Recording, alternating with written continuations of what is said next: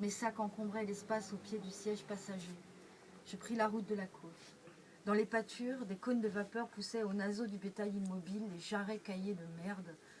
Du trajet, je me rappelle le jeu d'éventail continuel des talus avec le soleil rasant, des plumes lumineuses brusques battant mes yeux avec régularité.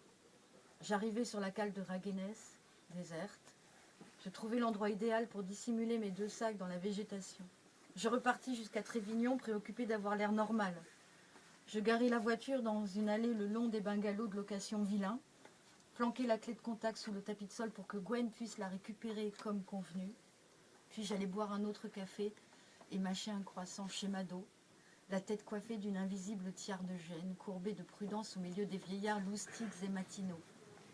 Ceux-ci lapaient déjà des petits muscadets ou du gouine-rue, du rouge, de l'étoilé, amis de la corrosion gastrique avec pour seule excuse la taille ridicule de leurs verres. Puis en dissimulant du mieux que je pus ma claudication, je sortis et retournai dans la triomphante clarté du matin vers Raguenès, par le sentier côtier désert. La peau bleue sombre des criques luisait de mica solaire. Le canon du pistolet glissé entre mes reins mit un moment à faire oublier son métal glacé, tandis que je suivais, fiévreux, à l'épreuve, le tracé chaotique du bord du monde entre éboulis et arcs de sable.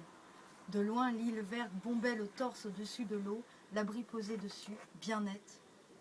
Elle ouvrait son doux sillage, immobile dans le grand voyage marin. J'étais partie, j'avais filé si tôt de chez moi stupidement. Je compris dès les premières heures de ce jour en piétinant qu'un malfaiteur, ça doit réfléchir un minimum.